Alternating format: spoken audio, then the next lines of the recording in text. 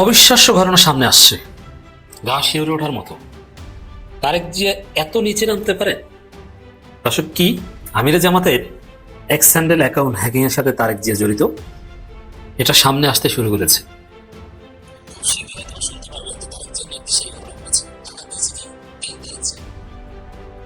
এই যে জামাতের উপর সাইবার হামলা, এর মাস্টার মাইন্ড কে? তারেক জিয়া। বিএনপির হাত পা কাঁপাকাঁপি শুরু হয়ে গেছে। তবে এগুলো তো গর্ধবের দল ভয়ে এমন পরিস্থিতি তৈরি করেছে যে ধরা খাওয়ার আগেই ধরা খেয়ে গেছে। দিল্লি না ঢাকা? যারা জামাতের নেতাকর্মী আছেন একটু উত্তর দিবেন। আমার ধারণা অধিকাংশ মানুষজন লিখবেন ঢাকা ঢাকা, কিন্তু দিল্লিকে ছাড়া কি ঢাকা হয়? না, দিল্লিকে ছাড়া ঢাকা হয় না, কারণ ঢাকার তিন পাশ ঘিরে, অর্থাৎ বাংলাদেশের তিন পাশে যখন ভারতেরই বসবাস, সো ভারতকে ডিঙিয়ে বাংলাদেশ ভালো থাকতে পারবে না, আবার বাংলাদেশকে চোখ রাঙিয়ে ভারতও ভালো থাকতে পারবে না। আপনি নিশ্চয়ই একটু অবাক হচ্ছেন হঠাৎ করে কেন জামাতের আমির ডাক্তার শফিক সাহেব তিনি এই ঘোষণা দিলেন যে ক্ষমতায় গেলে ভারতের সঙ্গে সুসম্পর্ক গড়ে তোলা হবে।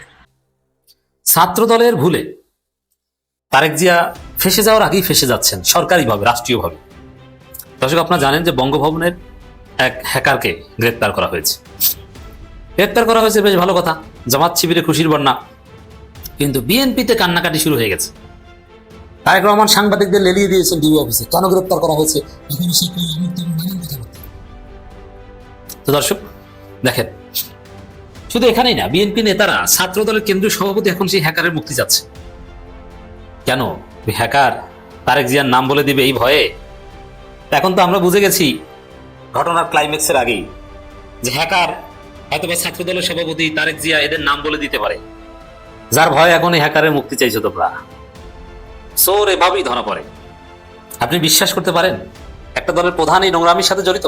এটা তো সহজেই বোঝা যায়। আমি তো সাথে সাথে বলেছি, বিশেষ করে হ্যাকিং এর ঘটনার পর সাথে সাথে ছাত্র দলের মিছিল এবং তারেক জিয়ার এই বিষয় নিয়ে ক্রমাগত বক্তব্য, এগুলো থেকে স্পষ্ট যে এগুলো মাস্টার মাইন্ড তারেক রহমান ছিলেন। ইউনূস সরকার এখানে একটা অসাধারণ কাজ করছেন। ডিবিকে স্বাধীনতা দিয়েছে, আর ডিবিকে বলেছে যে দ্রুত এবং সঠিকভাবে তদন্ত করো, কোনো চাপের কাছে স্বীকার করা যাবে না, যার ফলে ঘটনা ঘটে যাচ্ছে।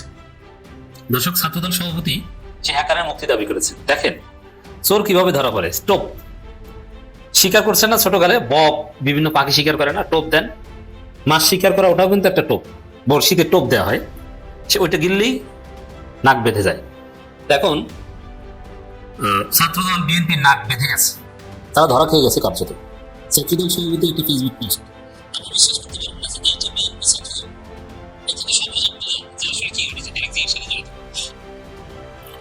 মঙ্গলবার দিবাগত রাত 12:30টায় বঙ্গভবনের সহকারী প্রোগ্রামারকে তার বাসা থেকে আটক করা হয়। ভালো কথা, ছাত্রদল সভাপতি লিখছে। এখন আমিরে জামাতের এক্স অ্যাকাউন্ট হ্যাকে কার সাথে কি জড়িত এটা নিয়ে ছাত্রদল সভাপতি লেখার সময় আছে? এটা কি তার বিষয়? এটা হ্যাকার এবং জামাতের বিষয়। আপনার এখানে কাজ কি ভাই? মানে বোঝা গেল যে ছাত্রদল বিএনপি তারেক জিয়ার মাথা খারাপ, কারণ রহস্য ঘটিত হতে যাচ্ছে। তিনি যখন লিখছেন, এখন বৃহস্পতিবার সকাল 11:30, আমি ভিডিও আরো তৈরি করছি, অর্থাৎ 35 ঘন্টা পার হয়ে গেছে, কিন্তু এখনো তাকে কোনো ম্যাজিস্ট্রেটের সামনে উপস্থাপন করা হয়নি। আমাদের দাবি হলো অনতিবিলম্বে তাকে ম্যাজিস্ট্রেট এবং সাংবাদিকদের সামনে উপস্থাপন করতে হবে। আমি এটা নিয়ে কথা বলতে চাই না, কিন্তু মূল বিষয়টা দেখেন, বাংলাদেশে কত মানবাধিকার লঙ্ঘন, আইনের ব্যত্যয়, অনেক কিছুই আছে। ছাত্রদল প্রত্যেকদিন কত নারীকে হেনস্থা করে, নারীকে কুপিয়ে হত্যা করে, গণধর্ষণ করে। কোনো বিষয় দেখেছেন ছাত্রদল সভাপতি লিখতে যে এই বিষয়ে একটু আইনানুগ ব্যবস্থাটা নেওয়া হোক? না, তারেক রহমানের পা চাটা ছাড়া অন্য কোনো কাজ ছাত্র দলের নাই। তারেক রহমানের গাড়ির সামনে যে ধাক্কা খাওয়া ছাড়া এবং তারেক রহমানের পায়ের এক পাশে বসার চেষ্টা করতে যে ধাক্কা খেয়ে সামনে চলে যাওয়া ছাড়া তার এই ছাত্র দলের আর কোনো উপায় নাই, কাজ নাই। সেখানে সেই হ্যাকার প্রোগ্রামার তার জন্য এত দরদ উতলিয়ে পড়েছে কেন? তার জন্য ছাত্রদল সভাপতি ফেসবুকে লিখছেন, ওরে বাবা, এখন পারলে এই প্রোগ্রামারের মুক্তির দাবিতে মিছিল করে কেন? রহস্য একটা, যে তারেকের নাম বলে দিতে পারে, ছাত্রদল সভাপতির নাম বলে দিতে পারে, আগে বাগেই বলে রাখছে। একটু মজার আলোচনা শুনি ইদানিং। বিএনপির এক ভাড়াটিয়া ইউটিউবার আছে, ছাত্র ইউনিয়ন করতো, নাস্তিক টাইপের, আধা নাস্তিক আধা মুসলিম। জিজ্ঞেস করলে বলে বিশ্বাস করি, কিন্তু থিওরিস্ট থট হচ্ছে নাস্তিক টাইপের। এই জাহেদ তিনি অগ্রিম বলে রাখেন যে তারেক রহমান জামাতের আমিরের যে ডিবেটের আহ্বান, পলিসি ডিবেটের আহ্বান, এই ডিবেটে অংশগ্রহণ করবেন না। তা কেন করবেন না, কি হতে পারে, এটা অগ্রিম বলে রাখেন, যে যেহেতু করবেন না অগ্রিম বলে রাখি। এখন অগ্রিম বলা শুরু করেছে যে বিএনপি নির্বাচনে হারলে তারপরে কি বলবে ওটা অগ্রিম বলা শুরু করেছে। যেমন বোরখা পরে জামাতের নারীরা জাল ভোট দিয়েছে, এটা বলে রাখবে অগ্রিম। এরকম আরো অনেক অনেক কিছু অগ্রিম বলে রাখছে। যে তারেক রহমান নিজে বলেছেন যে জামাত নাকি ভুয়ো ব্যালট পেপার ছাপাচ্ছে, অর্থাৎ পরাজিত হবেন, তো অগ্রিম বলে রাখছেন। এই তো দর্শক, এখন তো অগ্রিম তার মুক্তি চেয়ে রাখছে। অনতিবিলম্বে তাকে ম্যাজিস্ট্রেট এবং সাংবাদিকদের সামনে উপস্থাপন করতে হবে। মজা না? কারণ এটা নিয়ে খুব কঠিন পরিস্থিতি আছে। সাজিয়ে পুরিয়ে এত সুন্দরভাবে বঙ্গভবনের মতো একটা সিকিউর জায়গায় বসে হ্যাকিংটা করানো হয়েছে, সেখান থেকেও ধরে আনলো। এখন বিএনপিপন্থী সাংবাদিকরা ডিবি প্রধানকে ধরেছে। আপনারা এখন থেকে কেন ধরলেন, তাকে ধরাটা ঠিক আছে কিনা, এফআইআর এর ভিত্তিতে ধরা যায় কিনা, মানে প্রশ্ন মানে জর্জরিত করে মাথা খারাপ। এটা ধরতে পারেন কিনা, কেন ধরেছেন, তার যন্ত্রপাতি সিজ করেছেন, তাহলে জামাতের আমিরেরটা সিজ করেছেন কিনা, এইসব প্রশ্ন করছে। মানে ওই হ্যাকারকে গ্রেপ্তার করায় বিএনপির মাথা খারাপ, বিএনপিপন্থী সাংবাদিক, ছাত্রদল এদের মাথা খারাপ। কারণ ধরাটা তো তারেক জিয়া নিজেই খেতে পারেন। অবস্থা দৃষ্টিতে এটাই মনে হচ্ছে। তো দর্শক, ছাত্র দলের সভাপতি এমনি কিছু বুঝেন না, এখন আইন শিখেছেন, আইন শিখে আমাদেরকে, জাতিকে ফেসবুকে লিখে। সংবিধান ও সিআরপিসি অনুযায়ী ম্যাজিস্ট্রেটের অর্ডার ছাড়া 24 ঘন্টার বেশি কাউকে আটক রাখা যায় না। এই লেখা থেকে বোঝা যায় ছাত্রদল সভাপতি জ্ঞানের দূর তো আমরা জানি, সিআরপিসি সংবিধান এটা তিনি বোঝার কথা না। এটা যেখানে তারেক জিয়া নিজেই আয়েশা রাদিয়াল্লাহু আনহাকে বানায় বদরের যুদ্ধের সেনাপতি, সেখানে ছাত্রদল সভাপতি আর কোন পর্যায়ের জ্ঞানী হবেন এটা তো বোঝাই যায়। এখানে বিএনপির উচ্চ পর্যায়ের কেউ ছাত্রদল সভাপতিকে এই পোস্ট লিখে দিয়েছে, কারণ অনেকে এই পোস্ট দিতে সাহস পান না, রাকিবের উপর চাপিয়ে দিয়েছে। আমিরে জামাতের, ওই বাবারে, আমিরে জামাতের লেখেন কেন, এটা সংশোধন করে দিই। দেখেন, যখন জামাতের আমিরকে আমিরে জামাত বলবেন তখন বুঝতে হবে এটা একটা স্পেশাল রেসপেক্ট। আর বিএনপির লোকজন বলবে জামাতের আমির। ওকে, আমিরে জামাত সাধারণত তার অনুসারীরা বলে থাকে, এটা বুঝতে হবে আপনাকে। যাও, এটাও বুঝেন না, এমনিতে তো গালি দেন, তো এখানে আবার আমিরে জামাত কেন, না বুঝে সম্মান করে ফেলেছেন। আমিরে জামাতের ক্ষমতার বলি হচ্ছে একজন নিম্নপদস্থ চাকরিজীবী। এই চাকরিজীবীর জন্য এত দরদ উতলিয়ে পড়েছে, বাংলাদেশে কত অনিয়ম, কারোর জন্য দরদ নাই, আর একজন হ্যাকারের জন্য পুরো দরদ নিম্নপদস্থ চাকরিজীবীর জন্য। আমরা এর প্রতিবাদ জানাচ্ছি। এই লোকটা যেহেতু বেআইনি ভাবে আটক আছে, বাবারে, বেআইনি ভাবে আটক আছে, এখন আইনের বিধান ম্যাজিস্ট্রেট তাকে জামিনে মুক্তি দিবেন। তদন্ত শেষ হওয়ার আগে তিনি জামিন পেতে পারেন না। তাহলে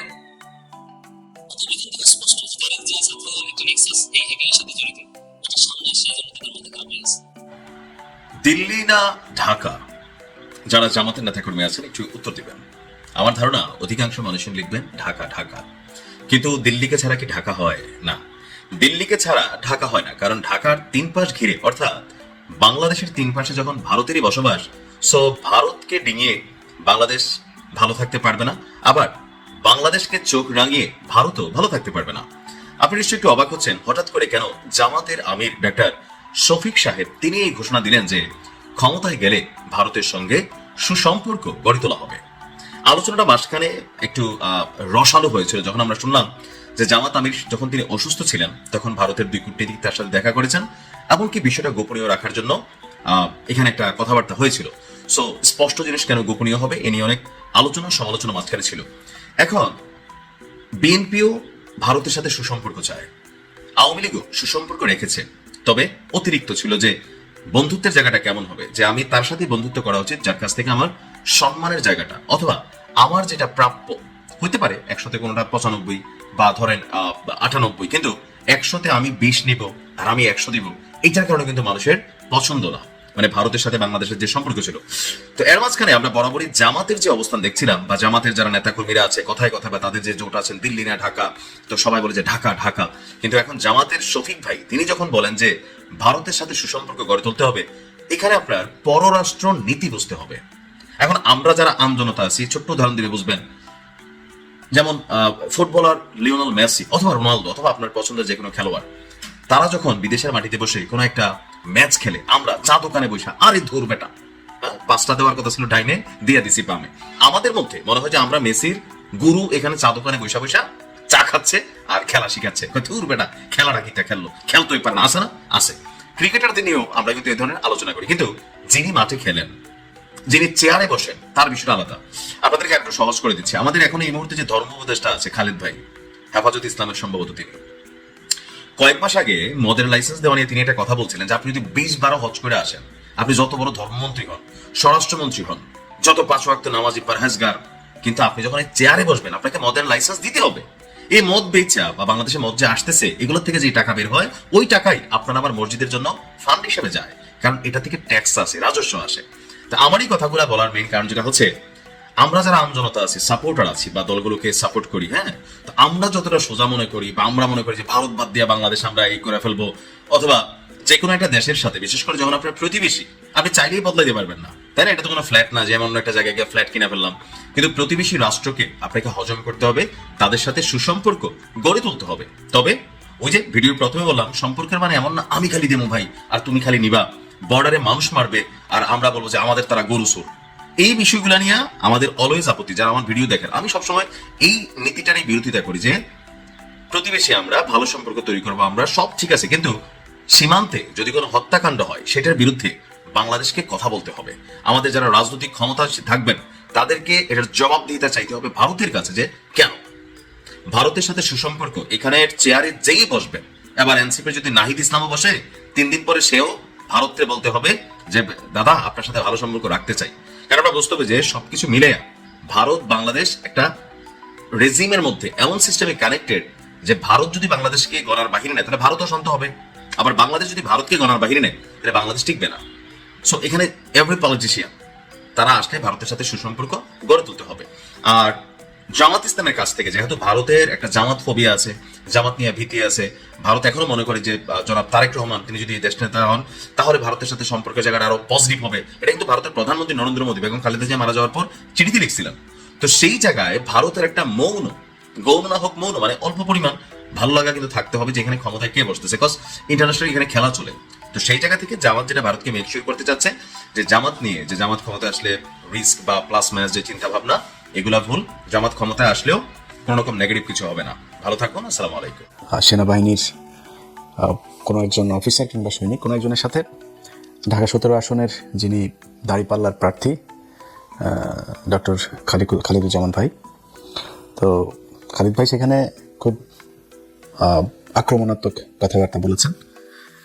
আমরা সেখান থেকেই শুরুটা দেখেছি। এর পেছনে কি হয়েছে না হয়েছে আমরা কিছু জানি না। আমি খালিদ ভাইয়ের সাথে আমার ব্যক্তিগতভাবে দেখা হয়েছে, কথা হয়েছে। আমার কাছে যেটা মনে হয়েছে যে এই লোকটাকে চাইলেও খেপানো খুব কঠিন, এরকম টাইপের খুব ঠান্ডা মেজাজের একজন মানুষ। তিনি হঠাৎ করে সেনাবাহিনীর মানে একটা গেটে যায় তিনি এত ক্ষেপে যাবেন, এটা আমি বাই করি নাই। এখানে এটার পেছনে আর অনেক কিছু আছে, কিন্তু প্রশ্নটা বা বিতর্কটা ওইটা নিয়ে না যে উনি কতটুকু রেগেছেন, সেনাবাহিনী অফিসার কতটুকু রেগেছেন, ওইটা না। প্রশ্নটা হচ্ছে সেনাবাহিনীর একটা স্পর্শকাতর একটা বাহিনীর আপনার বডি ক্যামের ভিডিও ফুটেজ বাইরে আসলো কিভাবে। আমি গতকালকে আমার পেজে জুলকারনাইন স্যার ওনার পেজের একটা ভিডিও আমি আমার পেজে শেয়ার দিয়েছিলাম। আমি জানি না এটা প্রথমে কে করেছেন, প্রথমে কে আপলোড দিয়েছেন আমি জানি না, মানে কাকে প্রথমে দিয়েছে। এটা যদি সেনাবাহিনী মনে করে দেশের স্বার্থে বা কোনো কারণে এটা প্রকাশ করা দরকার, প্রচার করা দরকার, সেক্ষেত্রে সেনাবাহিনীর উচিত ছিল ISPR থেকে এটা করা, মিডিয়াকে ডেকে তাদেরকে দিয়ে দেওয়া, অথবা সেনাবাহিনীর নিজস্ব ফেসবুক পেজ আছে, ইউটিউব চ্যানেল আছে, সেইখানে এটা আপলোড দেওয়া। সেটা না করে তাদের নিশ্চয়ই তারা প্রথমে এটা যার কাছে এসছে সে তাদের কচুক্ষেতের ভাতাপ্রাপ্ত, তো এই কচুক্ষেতের ভাতাপ্রাপ্ত মুক্তিযোদ্ধা যারা আছেন তাদেরকে তারা দিয়েছেন। এই জিনিসটা একটা খুব রহস্যজনক এবং খুবই লজ্জাস্কর একটা বিষয় যে সেনাবাহিনী এখনো পর্যন্ত সেই নোংরা রাজনীতি, শয়তানি এখন পর্যন্ত তাদের মাথার ভেতরে আছে। এই কারণে আমি আজকে মনে করলাম, তারপরে আরও কিছু বিষয় আছে যে বিষয়গুলো এখনো বলার সময় আসে নাই। আমি বিভিন্ন মাধ্যমে শুনছি, আমাকে গত 3-4 দিন আগে একজন ঢাকারই একজন ক্যান্ডিডেট ফোন করে বললেন যে তিনার যারা কর্মী আছেন এইসব কর্মীদেরকে একটা বিশেষ সেনাবাহিনীর একটা শাখা থেকে, আপনার সেনাবাহিনী নিয়ন্ত্রিত একটা গোয়েন্দা সংস্থা, সেটা থেকে আপনার নাম চেয়েছে, তাদের নাম সংগ্রহ করছে। তো কেন নাম সংগ্রহ করছে আমরা জানি না। যদি এরকম কিছু থাকে যে বিশেষ হবে, অভিযান হবে, সেই অভিযানে আমি কিন্তু কোনো রাজনৈতিক দলের নাম বলি নাই, কোনো একটা রাজনৈতিক দলকে তারা মাঠে যাতে তারা কাজ করতে না পারে এই জন্য তাদের লোকজনকে ধরপাকড় হবে বা কোনো দলকে সুবিধা দেবে।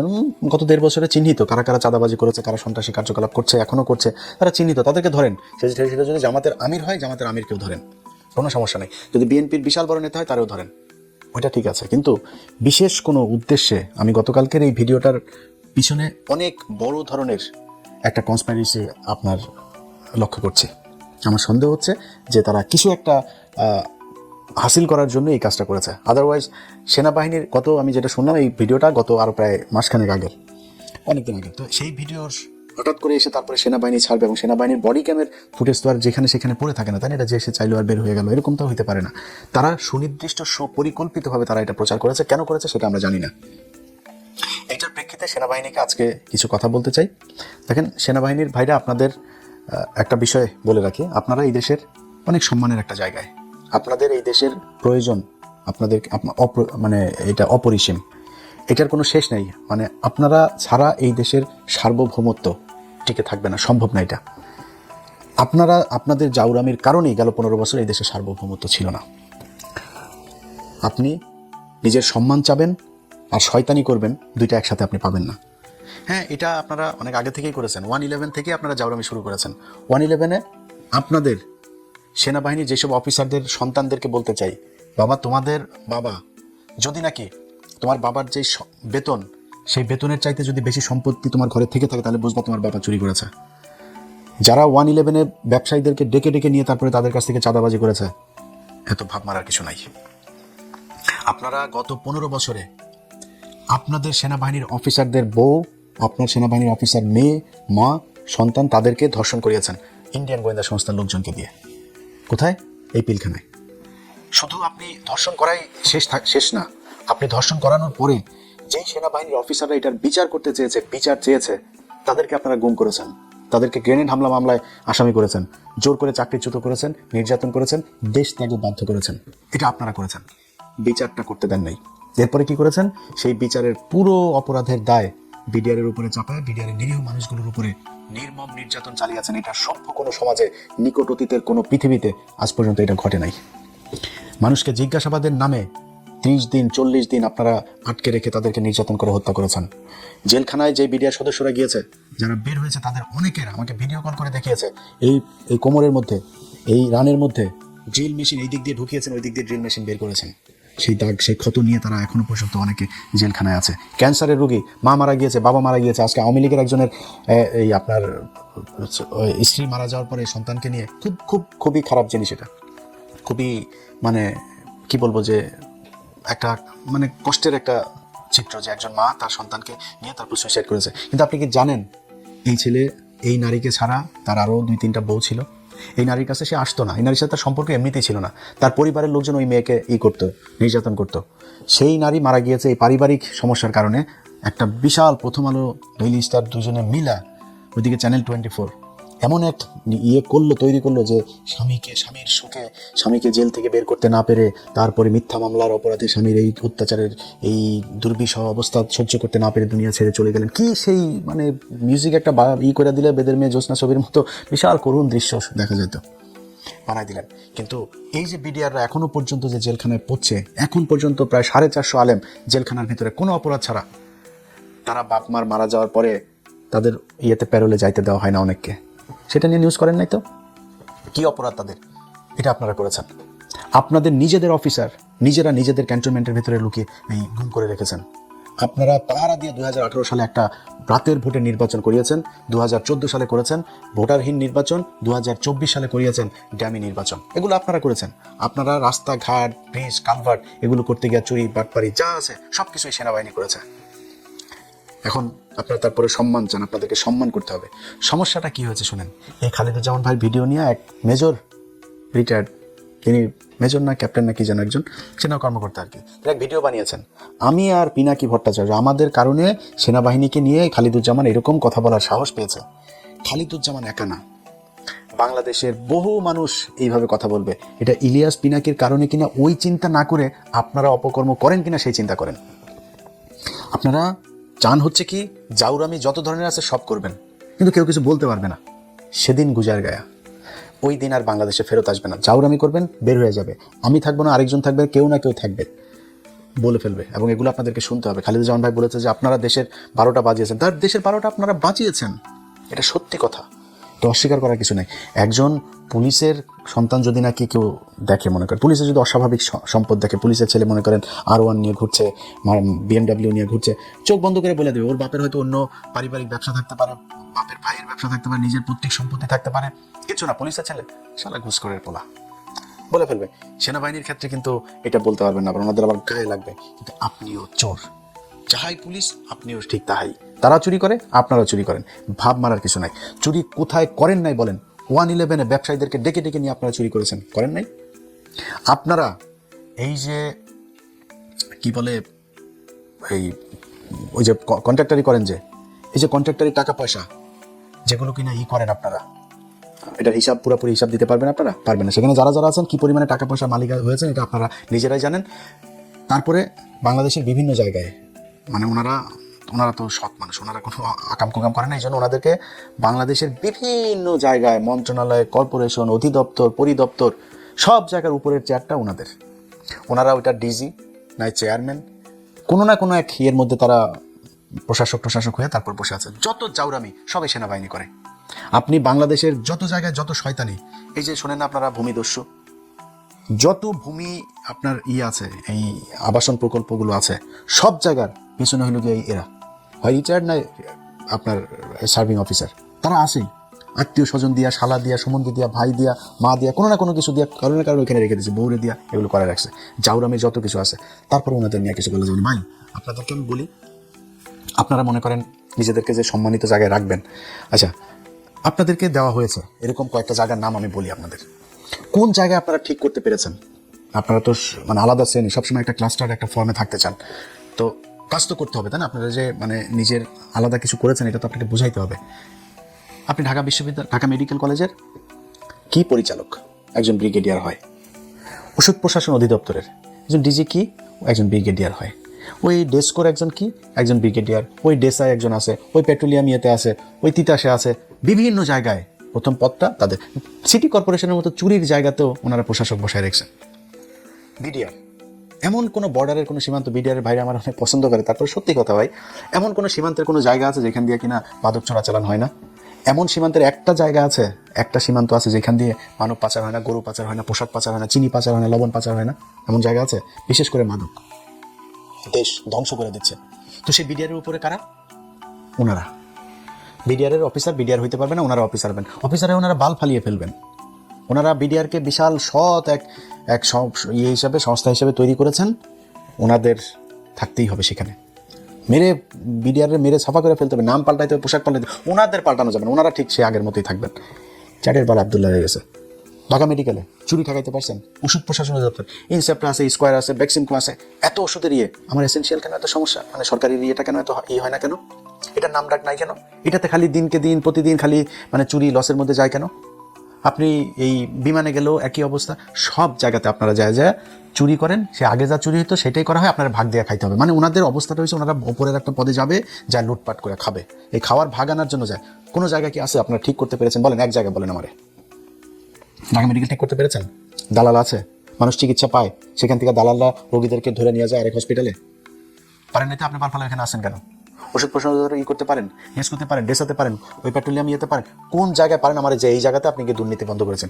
পাসপোর্ট অফিসে ধুমাইয়া দালালি চলে, 2 দিন বন্ধ থাকে, মিডিয়া টিডিয়া একটা ইয়ে করলে, মোবাইল কোড করলে, তারপরে আবার চলে। আপনি বন্ধ করতে না পারলে আপনি বালফালা এখানে আসেন কেন? যান কেন আপনি? চুরির ভাগানোর জন্য। যত জাউরামি, যত চুরি বাটপারি যা আছে সব কিছুর নেতৃত্ব দেয় সেনাবাহিনী। কারণ আপনারা আমি ভালো কেমনে বলবো আমার বলেন? আমি যে কথাগুলি বললাম ভাই, আপনার সাথে আমার ব্যক্তিগত কোনো সমস্যা নেই। ইভেন ওয়াকার স্যার আপনারা বলি, স্যার আপনার সাথে আমার ব্যক্তিগত কোনো সমস্যা নাই। তো আপনার লোকেদের সাথে কথা হয়েছে, আপনার কাছে কি চাইছি? আমি বলছি যে বিডিআরের লোককে ছাড়া দিতে হবে, আলেমদের সন্ত্রাস বিরোধী আইনের যে মামলাগুলো, এই মামলাগুলোতে কোর্ট যদি জামিন দেয়, আপনি ডিজিএফআই ক্লিয়ারেন্সের এই অজুহাতে কারো আটকাইতে পারবেন না। আপনারা 2 দিন পরে বললেন ফুল স্টপ। তো এই যে এরপরে যে বের হইলো কমিশন তৈরি করার পরে, তো সেগুলি কেন হইলো? আপনারা বললেন যে সব দোষ বিডিআরের। সারা দেশে সব জায়গায় যেখানে বলবেন সবখানে। সো ব্যক্তিগতভাবে আপনার সাথে আমার কোনো সমস্যা নেই। আপনারা ভাই ভালো কাজ করেন, সেনাবাহিনীর মানুষ সম্মান করুক, আমি নিজেও এটা চাই।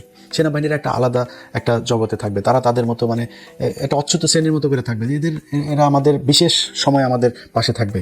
ঝড়, আমার বন্যা, ঘূর্ণি, আপনার ভূমিকম্প, যুদ্ধ, এইসব সময় সেনাবাহিনী মানুষের পাশে থাকবে, ফেরেস্তার মতো এসে আপনারা আমাদের পাশে দাঁড়াবেন। আপনাদেরকে সবচেয়ে বেশি বাজেট দেওয়া হবে, সবচেয়ে সুযোগ সুবিধা দেওয়া হবে, সব দেওয়া হবে, কোনো সমস্যা নেই। যেমনি আসেন ঢাকা শহরে অর্ধেক নিয়ে আসেন, আর অর্ধেক পুরাটা নিয়ে আনেন, কোনো সমস্যা নেই। আপনাদের জন্য আরেকটা রাজধানী বানাই দেওয়া হবে ক্যান্টনমেন্ট নামে।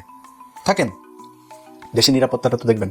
আপনার কাজ হয়েছে কার মোবাইলের মধ্যে গুতায় কে কার সাথে প্রেম করে, কার সাথে কি করে, কে বিএনপির লোকের সাথে কথা বলে, বিএনপির লোক তারেক রহমানের সাথে কে বক্তব্য দিচ্ছে, এগুলো আপনাদের কাজ। ওই আমার টেলিভিশনে কি নিউজ যাবে না ওগুলি। আমি তোর কাজ বাংলাদেশের ভিতরে রে, তুই থাকবি বাইরের দেশের থেকে আমার দেশকে আমি রক্ষা করছি, তোর বাল আছে, কিচ্ছু আছে তোর?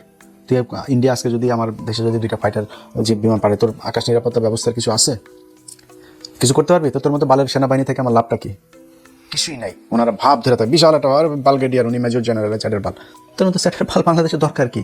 কিছু করতে পারে না। তারপরেও ভাই, যতগুলি আপনাদের বিরুদ্ধে ভিডিও করি, সব ভিডিওগুলোতে একটা কথা বলি, আপনারাই আমাদের স্বপ্ন। আপনাদেরকে সারা ভাই এই দেশ চলবে না, আপনাদের অপকর্মের কারণে এই কথাগুলি বলি। ভাই, আপনার সেনা প্রধান, আপনার এক লেফটেন্যান্ট কর্নেল একটা নারীকে ধর্ষণ করেনি? আপনার শফি করেনি?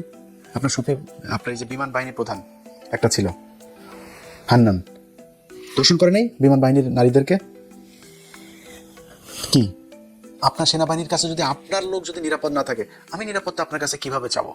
আপনি আমার নিরাপত্তা কিভাবে দিবেন? এইভাবেই দেশটা চলছে ভাই। এই জায়গা থেকে বের হইতে হবে। যদি বের হইতে না চান, যেটা এখন হবে, আগে মানুষ কথা বলতো না, আপনার নিয়ে কিছু বলতো না, এখন বলে। আপনাকে শুনতে হবে, শোনার প্রস্তুতি নিয়ে তারপরে। আর যদি মনে করেন দেশটাকে ভালোবাসেন, আসলে সেনাবাহিনীটাকে ভালোবাসেন, সেনাবাহিনীর সম্মান ফিরিয়ে আনতে চান, তাহলে ভাই ওই যে 18 সালে যেই শয়তানির পাহারা দিয়েছিলেন না, ওইটা করা যাবে না। জেনুইন কাজ করতে হবে। নির্বাচনে কোনো ধরনের শয়তানি করার চিন্তা ভাবনা মাথা থেকে ছেড়ে ফেলতে হবে। আমি বাংলাদেশের পুলিশ প্রশাসন, সেনাবাহিনীর বাইরের সেনাবাহিনীর গোয়েন্দা সংস্থাটা বললে লাভ নাই, কারণ এখানে এই যে সেলিম আজাদ এটাতে বসায় রাখছে। জাউরামির যত জাউরামি আছে, ওয়াকার যেমন এক জাউরা, ওইটা আরেক জাউরা, সব জাউরাগুলির পাশে এনে তারপরে দাঁড় করিয়েছে। এই জাউরাগুলির দিয়ে যত জাউরামি আছে, জাউরামির চেষ্টা করে। 9 ডিভিশনের আসাদুল ভাই, উনি আমি যতটুকু জানি একটু ভালো মানুষ, এর আশপাশে যা আছে। আর এর বাইরে এটার পাশে যে কটা আছে, সব কটা বদমাশ, লুচ্চা, লাফাঙ্গার, দুর্নীতিবাজ, চোর, এগুলো এনে বসিয়েছে। এগুলো বহুত জাউরামি করার চিন্তা ভাবনা করতে পারে। এখন কি করতে পারে, আমি অনেক কিছু এখনো বলার মতো সময় আসে না, এবং কিংবা বললেও এগুলো একটা ভীতি তৈরি হবে। আমি সেই ভীতি তৈরি করতে চাই না, কিন্তু একটু সজাগ রাখার জন্য বলছে অন্য গোয়েন্দা সংস্থা, রাজনৈতিক দল, তাদেরকে। যেটা হইতে পারে, ধরেন 300 আসনের রেজাল্ট হইলো, এই 300 আসনের রেজাল্টের মধ্যে 200টা আসনের রেজাল্ট হয়ে গেল। এর মধ্যে দেখা গেল কোনো একটা দল 130টা আসন পেলো, এক দল 70টা আসন পেলো। তো যারা 70টা পেলো, তারা চিন্তা করলো যে 200 আসনের মধ্যে ওরা 130 পেয়ে গিয়েছে, তাহলে তো ওই 100-র মধ্যে ওরা 50 পাইলেই তো হয়ে গেল, মানে আর 20টা হইলেই তো হবে। সো তোরা তো এখানে 50টা বেশি পাবে। ওরা তখন একটা গ্যাঞ্জাম লাগাবে। এই গ্যাঞ্জামটা লাগাবে কারা? এই সেলিম আজাদ তার বাহিনী দিয়ে লাগাবে, আওয়ামী লীগের লোকজনের মাঠে নামায় তারপর নির্বাচনের দিন একটা বিশাল গ্যাঞ্জাম তৈরি করবে, দেশে একটা গৃহযুদ্ধ একটা ভাব শুরু হবে। তারপরে সেনাবাহিনী বাধ্য হয়ে বলবে যে আমাদের কিছু করার নেই, আমরা ক্ষমতা নিতে হবে। তারপরে নির্বাচন হবে না, কিছুই হবে না, তারা দেশ চালায় আস্তে আস্তে। আবার ফের বা বাংলাদেশের মানুষ ভুলে যাবে সব কিছু। হ্যাঁ, আওয়ামী লীগের প্রতি আরেকটু সহনশীল করে তারপরে 2 বছর পরে ধরেন একটা নির্বাচন দিবে, তখন আওয়ামী লীগ সহ এসে জয়েন করবে। কোনো সমস্যা নেই, আওয়ামী লীগের ভয় পাওয়ার কিছু নাই। আমরা যতদিন জীবিত আছি, আওয়ামী লীগ এই দেশে নির্বাচন করবে, করে ক্ষমতায় আসতে পারবে, এটা নিয়ে আমরা টেনশনই করি না। আনলে আওয়ামী লীগরা আনলে, এটা বিএনপি যদি ভালো হয় তাহলে বিএনপি আসতে দেয়, কোনো সমস্যা নেই। কিন্তু তারা এটা করবে, এটা করে তারপরে এই আওয়ামী লীগকে বাংলাদেশে আবার পুনর্বাসিত করার চেষ্টা করবে। আমার কাছে থাকা তথ্য এরকম একটা কিছু ঘটাইতে পারে। সো এই ব্যাপারে সবাই সাবধান থাকবেন। এত ইজি হবে না, পরিকল্পনা যদি কেউ নিয়েও থাকে, এই জিনিসটা এত ইজি হবে না। আমাকে গত 3-4 দিন আগে একজন এরকম, এই যেটা বললাম যে তার ক্যান্ডিডেট, তার ওই কর্মীদেরকে তালিকা নিয়ে তারপরে তারা করছে। তার কার তালিকা নিয়ে আপনি কী করবেন জানি না আমরা। তো এগুলি করে যদি নাকি কোনো বিশৃঙ্খলা, কোনো শয়তানি করার চিন্তা ভাবনা মাথায় থাকে, সেটা বাদ দিয়ে দেন। আবারও বলি ভাই, আপনারা সেনাবাহিনী আমাদের গর্বের জায়গায় আছেন। এই গর্বটা আমরা সারা জীবন করতে চাই। আপনাদেরকে বাংলাদেশের মানুষ 5 তারিখে যে সম্মানটা দিয়েছে, এই সম্মানের যোগ্য আপনারা না, আপনারা বহু চাওরা। তারা ওই 5 তারিখেও আপনারা গুলি করে মানুষ মেরেছেন, এই সেনাবাহিনী। আবার সেগুলো বিচার করতে চাই দেখা আপনারা তাদের সাব জেলে ওয়াইফাই, বাসার খাবার, বউয়ের সাথে আকাম কুকাম করার সুযোগ, গার্লফ্রেন্ডও পাঠান কিনা আল্লাহ জানে, সবই করতে দেন। এটারে জেল বলে? খুনি, চোর, গুমের সাথে জড়িত, তারে আপনি নিরাপত্তা দিয়ে রেখেছেন। আপনাদের এই জায়গা থেকে বেরিয়ে হবে। অপরাধ করবেন, ওই যে তনুকে মেরেছে আপনার সেনাবাহিনীর লোক, ওই সময় ওই জায়গায় ছিল সম্ভবত এনায়েত জিওসি, তার বউ, যে এক ব্রিগেডিয়ার, তার ছেলে, তারা ছিল। আপনি তাদের বিচার করেন নাই, এখনো করেন নাই। বিচার করতে গেলে আপনারা সব আবার ওই ক্লাস্টার ফর্মে চলে আসেন, সব আপনাদের লোকজনের বাঁচানোর ব্যাপারে আপনারা এক হয়ে যান। জাউরামি করে সম্মান নিয়ে থাকা যাবে না, একদম পুলিশ বানায় ফেলবো। পুলিশরা যেরকম গালাগালি করা যায়, মানুষ নাম শুনলে গালি দেয় না, ঘুষখোর বলে না, পুলিশ ভাই রাগ করেন না, কিন্তু পুলিশ ভাই আপনারা কিন্তু ঘুষখোর, ঠিক আছে? কারণ আপনাদের জন্মটাই হয়েছে ঘুষ খাওয়ার জন্য, আপনারা এটার কিছু মনেও করেন না। আপনারা ঘুষ খাইতেই চান, যদি আসলে ভালো হইতে চান 5 তারিখের পরে ভালো হইতেন, পুলিশে ভালো হইতে দেখেনি সব, মানে ধরেন 2% ভালো মানুষ, আপনি এটারে কি বলবেন, এরা কোনো পার্সেন্টেজ আনতে পারবেন? যে কারণে পার্সেন্টেজ আনতে চায় না, এরা 98% খারাপ।